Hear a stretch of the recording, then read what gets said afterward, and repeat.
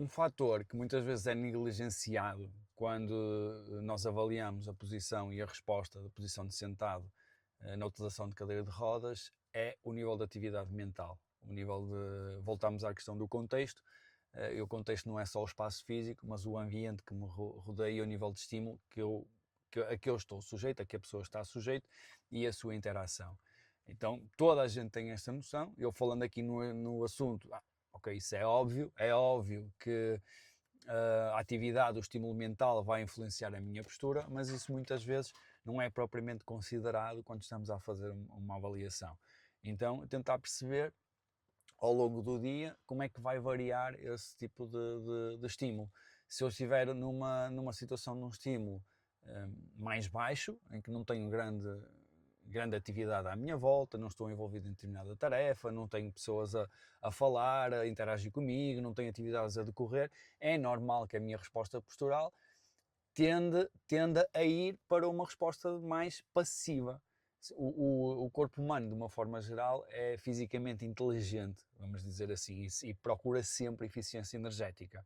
E muitas vezes nós, de uma forma errada, pomos, entre aspas, a culpa em quem está mal sentado na cadeira de rodas. Senta-te direito, já te disse para te sentares direito, estás inclinado, põe-te direito. Nós que não temos à partida nenhum problema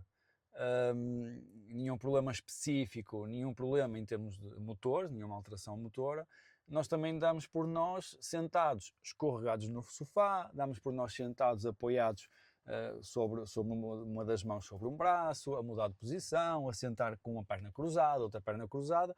Quem utiliza cadeira de rodas, imaginem o que é alguém está sentado numa cadeira de rodas assim, com a cabeça apoiada, ou está de perna cruzada, imediatamente, não estás bem sentado, olha que vais ter problemas, olha a anca, olha a posição da cabeça. Nós conseguimos ir a essa posição e voltar, fazer esta variação de posição. E é normal eu ir para uma posição mais passiva se a tarefa onde eu estou envolvido não é tão interessante ou não exige isso. Então é importante perceber, muitas vezes até a utilização do equipamento, um caso simples, a utilização da basculação.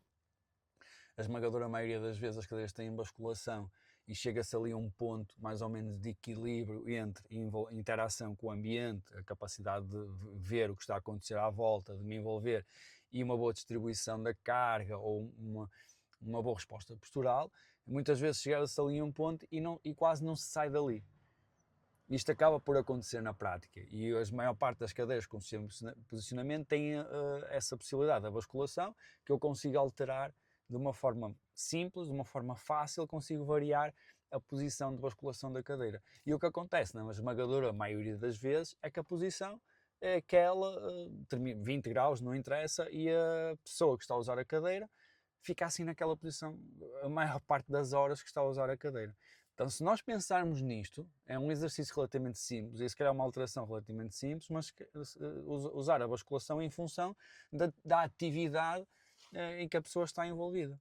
Estou numa altura em que o nível de atividade é muito baixo, é um momento de descanso ou numa grande atividade envolvente, se calhar fazemos mais basculação. Isso vai permitir um alívio da carga, por exemplo, na zona dos isquios, vai permitir redistribuir a carga, vai permitir algum descanso, vai ajudar, se calhar, alguma extensão do tronco, porque eu estou mais passivo, é normal que o meu corpo comece a colapsar um pouco mais. Então, se eu faço a basculação, eu consigo manter alguma extensão do tronco de uma forma mais tranquila, de uma forma mais repousada, de uma forma mais passiva. Se eu estou num momento de que estou mais envolvido, estou mais entusiasmado, estou numa atividade que me gera mais envolvimento, se calhar eu consigo retirar um bocadinho de báscula e a pessoa consegue na mesma manter uma boa extensão do tronco. Então aí também estamos a ajudar a trabalhar a musculatura do tronco, a manutenção de uma postura mais em extensão, mais ereta, porque estamos num momento de atividade, envolvimento, entusiasmo. Às vezes pode ser apenas ouvir e ver um videoclipe, uma música, ver um filme, ter alguém a conversar, mas se aquilo desperta na pessoa curiosidade, atenção e envolvimento, nós se calhar vamos usar esse momento e podemos ter reduzir um bocadinho de basculação. Mais uma vez, não é propriamente acrescentar ou trazer movimento, variação da postura, mas estamos a distribuir a carga e a resposta postural já vai ser obrigatoriamente diferente. Então, jogar com as fases e as atividades ao longo do dia e o nível de estímulo mental é ter isto presente, que toda a gente sabe, todos nós sabemos isto é fácil de perceber, mas depois na prática esquecemos e é importante ter isto presente. Níveis de mais passivos, eu utilizo a basculação para uma posição mais de repouso. Se eu estou numa atividade em que há mais envolvimento, há mais entusiasmo, eu se calhar retiro um bocadinho da báscula. Isto vai-me permitir redistribuir pressão, vai-me permitir que a pessoa esteja relaxada numa posição mais extensão do tronco, ajuda a não colapsar o tronco e vai-me permitir, se calhar num momento de atividade em que eu esteja a trabalhar de forma mais ativa a minha resposta postural, a minha resposta do tronco.